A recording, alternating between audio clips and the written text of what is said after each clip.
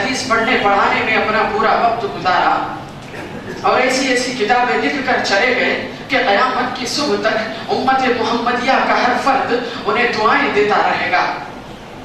اللہ کے نبی صلی اللہ علیہ وسلم نے ایسے ہی علماء اکرام کے بارے میں فرمایا، العلماء ورثۃ الانبیاء والانبیاء لم یورثوا درہما ولا دینارا، کہ یہ علماء اسلام، یہ محدثین عظام، یہ ائمہ عظام، یہ مفسرین، یہ انبیاء کے وارث ہوتے ہیں، اور انبیاء مال و دولت کو اپنا وارث نہیں چھوڑتے بلکہ علم والوں کو اپنا وارث بناتے ہیں۔ پتہ چلا جن مسائل میں علماء کرام نے اپنی تحقیق و جستجو کے بعد اپنی رائے کا اظہار فرمایا ہے اسے قبولیت کی نگاہوں سے دیکھنا چاہیے۔ علماء اسلام، محدثین عظام، فقہاء کرام کے ساتھ حسن دل رکھنا چاہیے، کیونکہ اللہ تعالیٰ نے قرآن کریم میں بیان فرمایا، قل هل يستوي الذين يعلمون والذين لا يعلمون، اے نبی اعلان کر دو کہ ایک جاننے والا، ایک عالم بندہ، ایک جاہل بندہ دونوں کبھی برابر نہیں ہو سکتے۔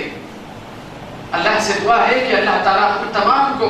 ان مسائل میں، جن مسائل میں محدثین نے قرآن و سنت کے موافق اپنی رائے کا اظہار فرمایا ہے اس پر عمل کرنے کی توفیق عطا فرمائے، آمین۔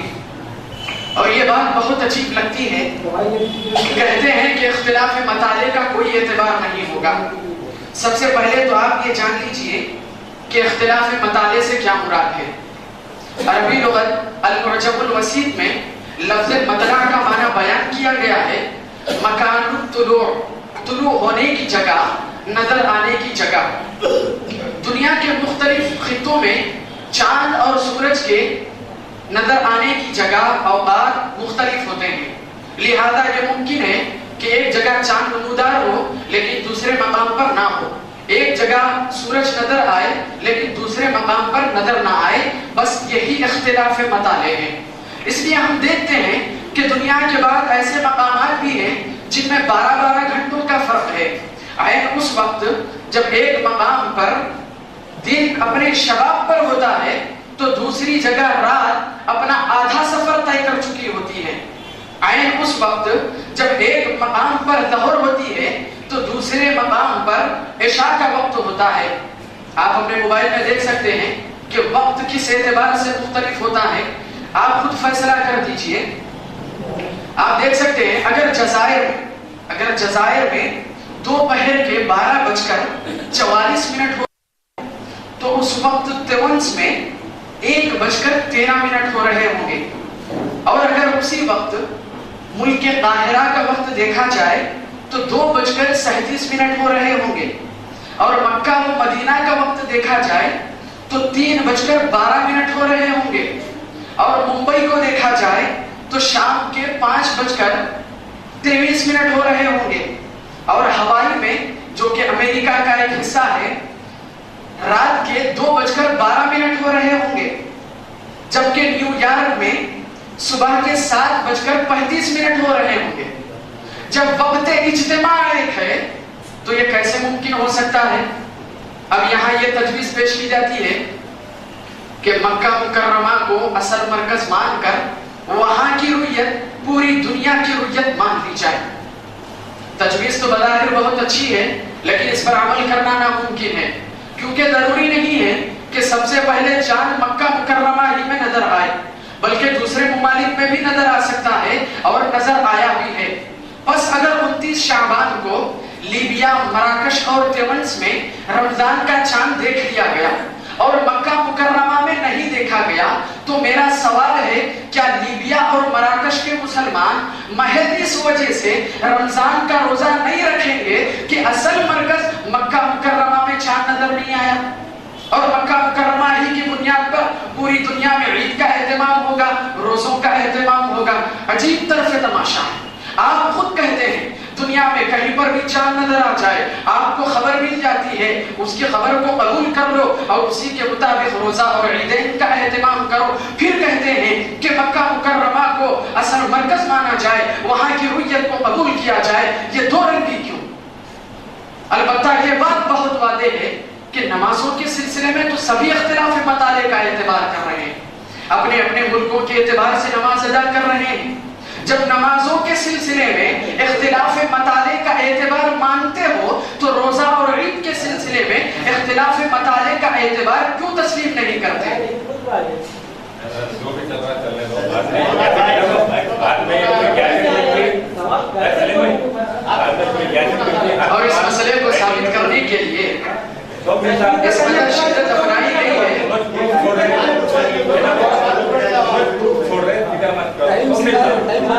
اس مسئلے کو ثابت کرنے کے لیے اس قدر شدت اپنائی گئی کہ ایک معروف عالم دین نے تو یہاں تک کہہ دیا کہ یہ اختلاف مطالع کہاں سے ایجاد کر لیا گیا. یہ قرآن و سنت میں مطلع کا لفظ تو کہیں استعمال ہی نہیں ہوا ہے. کہتے ہیں کہ قرآن و سنت میں پوری شریعت میں کہیں مطلع کا لفظ استعمال ہی نہیں ہوا ہے. اور اس کو کہہ رہے ہیں کہ اگر میں اسے ایک بدعت پر محمول کر دوں تو بے جانا ہوگا. نعوذ باللہ من ذالک. اگر آپ قرآن کریم کا مطالعہ کریں گے تو اللہ رب العالمین سورہ کہف میں فرماتا ہے حتی اذا بلغ مطلع الشمس، یہاں تک کہ جب سورج اپنے مطلع پر پہنچ جائے. مطلع کا لفظ اللہ رب العالمین نے خود استعمال کیا ہے. ایک دوسرے مقام پر فرمایا سلام ہی حتی مطلع الفجر. دو مقامات پر اللہ رب العالمین نے مطلع کے لفظ کو استعمال کیا ہے. کیا اب ہم اسے خیانت کا نام نہ دیں؟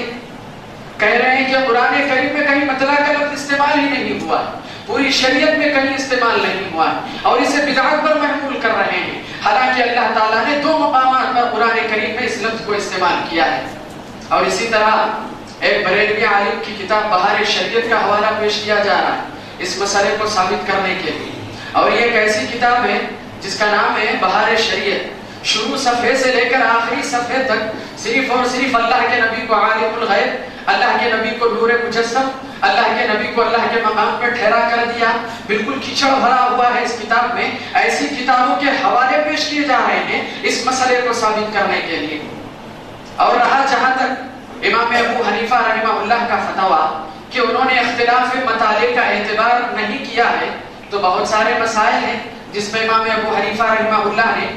جن کی رائے قرآن و سنت کے خلاف ہے، لیکن انہی کے شاگرد رشید امام ابو یوسف رحمہ اللہ نے اپنے استاد کی مخالفت کر دی اور کہا کہ اختلاف مطالع کا اعتبار کیا جائے گا. اور فقہاء کرام نے یہ بات کہی ہے کہ اگر امام ابو حنیفہ کے یہ دو شاگرد امام محمد اور امام ابو یوسف نہ ہوتے تو لوگوں کو پتہ ہی نہیں چلتا کہ امام ابو حنیفہ رحمہ اللہ کون ہے. فتویٰ نظیریہ جلد 2 صفحہ نمبر 36. علامہ عبید اللہ رحمانی مبارک پوری رحمہ اللہ مشکات المصابیح کی شرح مرعات المفاتیح میں لکھتے ہیں وقال المحققون من الحنفیة والمالکیة وعامة الشافعیة ان كان بين البلدين مسافة قريبة لا تختلف المطالع لأجلها. کہ حنفی، مالکی اور اکثر شافعی محقق علماء کرام کا یہ کہنا ہے کہ اگر دو شہروں کے درمیان قریبی مسافت ہو، زیادہ فاصلہ نہ ہو، لا تختلف المطالع لأجلها كبغداد والبصرة مثلا، تو اس وجہ سے مطلع مختلف نہیں ہوتا. جیسے بغداد اور بصرہ ہے، یہ دونوں عراق کے ایک شہر ہیں، یہ دونوں ایک دوسرے سے نہایت ہی قریب ہیں، ان کا مطلع مختلف نہیں ہوگا. اس کے بعد آگے لکھتے ہیں لزم اهلهما الصوم برؤية الهلال في اهلهما وان كان بينهما بعد كالعراق والحجاز فلكل اهل بلد رؤيتهم. تو اگر ان دونوں شہروں میں سے جو کہ قریب ہیں کسی ایک شہر میں بھی چاند نظر آ جاتا ہے اور ان کے چاند دیکھنے کی خبر پڑوسی شہر میں مل جاتی ہے کیونکہ یہ شہر ان سے قریب ہے، تو ایسی صورت میں ان شہر والوں پر روزہ لازم ہو جائے گا. وَإِن كَانَ بَيْنَهُمَا بُعْدٌ، لیکن اگر دو شہر ایسے ہوں جن میں بہت لمبا فاصلہ، كالعراق والحجاز، جیسے ملک عراق اور حجاز ہیں، فَلِكُلِّ أَهْلِ بَلَدٍ رُؤْيَتُهُمْ، تو ایسی صورت میں ہر ملک والے اپنے ہی علاقے کی رؤیت کے مطابق عمل کریں گے. شیخ الاسلام علامہ امام ابن تیمیہ رحمہ اللہ لکھتے ہیں مجموعہ فتاوی جلد نمبر 25 صفحہ نمبر 103 میں قد حكى ابن عبد البر الاجماع على ان الاختلاف فيما يمكن اتفاق المطالع فيه. علامہ امام ابن تیمیہ رحمہ اللہ اپنی کتاب مجموعہ فتاوا میں اس مسئلے کے ضمن میں پہلے بحث کرتے ہوئے پہلی لائن میں اس کو نقل کر رہے ہیں کہ علامہ امام ابن عبد البر رحمہ اللہ نے اس بات پر اجماع نقل کیا ہے، علماء کا اتفاق نقل کر دیا ہے کہ اختلاف مطالعے کا اعتبار کیا جائے گا۔ اس کے بعد آگے لکھتے ہیں مطالعے کے اختلاف کی بنا پر کسی ایک شہر کی ہویت پر تمام اہل عرب کے روزہ رکھنے اور نہ رکھنے کو کیوں لازم قرار دیا جا سکتا ہے، جبکہ رسول اللہ صلی اللہ علیہ وسلم کی تمام احادیث اس حقیقت کا واشگاف لفظوں میں اعلان کرتی ہے کہ ہر ملک والوں کے لیے ان کی رویت اپنے لیے ہوگی، اور اسی پر حضرات صحابہ کرام رضوان اللہ علیہم اجمعین اور تابعین اعظام کا عمل بھی رہا ہے۔ ان میں سے کسی ایک سے بھی یہ منقول نہیں ہے کہ انہوں نے اپنے یہاں کی رویت کی بنیاد پر دیگر علاقے کے لوگوں کو کسی ایک دن کے روزے کی قضا کی بابت لکھا ہو۔ یہ علامہ امام ابن تیمیہ رحمہ اللہ کہہ رہے ہیں۔ یہاں ایک اہم بات جان لیجئے، رویت ہلال کا مسئلہ کوئی انفرادی نہیں ہے۔ آپ کو چاند نظر آ گیا، آپ نے عید کا اہتمام کر لیا، روزے کا اہتمام کر لیا، مجھے نظر نہیں آیا تو میں نے روزہ اور عیدین کا اہتمام نہیں کیا، بلکہ یہ تو اجتماعی مسئلہ ہے۔ پوری قوم جس دن روزہ اور عیدین کا اہتمام کرے گی اسی دن آپ کو بھی کرنا ہوگا، کیونکہ اللہ کے نبی صلی اللہ علیہ وسلم نے فرمایا الصوم یوم تصومون، اے لوگوں روزہ تو اس دن ہے جب تم سب روزہ رکھتے ہو، والفطر یوم تفطرون، اور روزے سے افطار اس دن ہے جب تم سب افطار کرتے ہو، والاضحى یوم تضحون، اور قربانی اس دن ہے جب تم سب قربانیاں پیش کرتے ہو۔ کیونکہ اپنے امیر کی نافرمانی کرتے ہوئے اپنی جماعت سے الگ ہو کر کسی بھی عمل کو انجام دینا یہ فتنہ و فساد کا باعث ہوتا ہے۔ اس کی ایک چھوٹی سی مثال میں آپ کے سامنے پیش کروں گا کہ اگر کوئی مسئلہ مرجوع ہی کیوں نہ ہوتا، صحابہ کرام رضوان اللہ علیہم اجمعین اس میں خاموشی اختیار کر لیتے۔ جیسا کہ اللہ کے رسول صلی اللہ علیہ وسلم نے حج کیا تو حج کے ایام میں نمازوں میں قصر کیا، ابو بکر صدیق رضی اللہ عنہ نے حج کیا تو حج کے موسم میں نمازوں میں قصر کیا، عمر رضی اللہ عنہ نے حج کیا، حج کے ایام میں نمازوں میں قصر کیا، لیکن جب عثمان غنی رضی اللہ عنہ کا دور خلافت آیا تو آپ نے مکمل نماز پڑھانے کا ارادہ کیا۔ صحابہ کرام نے مخالفت کی اور کہا کہ اللہ کے نبی صلی اللہ علیہ وسلم نے قصر کیا ہے، دونوں شیخین نے قصر کیا ہے، ابو بکر و عمر رضی اللہ عنہما نے قصر کیا ہے، آپ کیسے اتمام کر رہے ہیں، مکمل نماز کیسے پڑھا رہے ہیں؟ عثمان غنی رضی اللہ عنہ نے کسی کی بات کو قبول نہیں کیا اور مکمل نماز پڑھائی۔ صحابہ کرام نے بھی مخالفت کرنے کے باوجود اپنی جماعت کا ساتھ دیا، تمام صحابہ نے عثمان غنی رضی اللہ عنہ کی امامت میں مکمل نماز پڑھی۔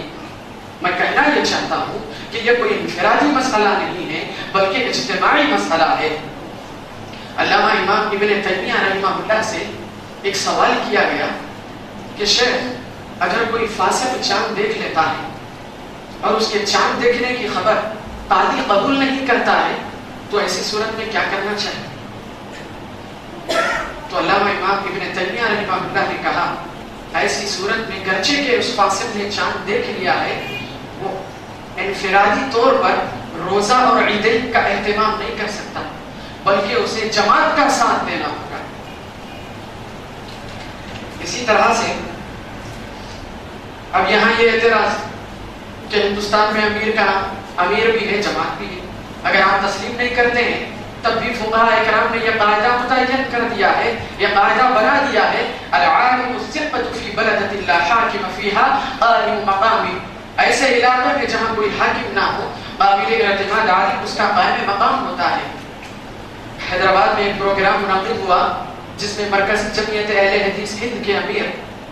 وہاں شریک ہوئے تھے اور انہوں نے اپنی تقریر کے دوران کہا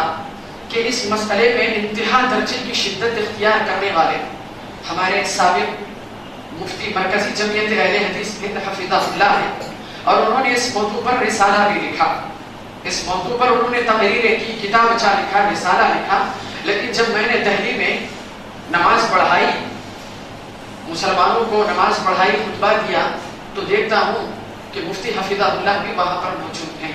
اور آپ یہ جان لیں کہ اس مسئلے کو اٹھانے والے ہندوستان میں وہی ایک واحد مفتی ہیں سب سے پہلے، وہ بھی دہلی میں تمام مسلمانوں کے ساتھ اپنے امیر کی ماتحتی میں نماز ادا کر رہے ہیں۔ امیر محترم نے اپنی خوشی کا اظہار کیا اور اس کے بعد کہا کہ میں ان لوگوں سے سوال کرتا ہوں جو الگ سے روزہ اور عیدین کا، ان احباب سے میں سوال کرتا ہوں جو الگ سے روزہ اور عیدین کا اہتمام کر رہے ہیں کہ وہ ان علماء کے پاس جائیں جنہوں نے ان موضوعات پر تقریریں کی ہے، رسالہ لکھا ہے، کتابچہ لکھا ہے، ان علماء سے جا کر پوچھیں کہ آپ نے تو کہہ دیا کہ مکہ مکرمہ کو اصل مرکز مان کر وہاں کی رویت کو قبول کر لینا چاہیے، لیکن آپ کیوں ہندوستان کی رویت پر عمل کرتے ہیں؟ ان سے سوال کریں۔ علامہ ناصر الدین البانی رحمہ اللہ بھی اسی مسئلے کے قائل تھے کہ سارے عالم اسلام میں ایک ہی دن روزہ اور عیدین کا اہتمام ہو۔ زمانے قدیم میں ہم اس بات سے انکار نہیں کرتے، زمانے قدیم میں کچھ محدثین اس کے قائل تھے، انہی کی صف میں علامہ ناصر الدین البانی رحمہ اللہ بھی، لیکن وہ کیا کہتے ہیں؟ انہی کے الفاظ سنیے: جب تک تمام ممالک اسلامیہ کسی نقطے اتحاد رویت پر متفق نہ ہو جائیں، اس وقت تک ہر ملک کے باشندوں کو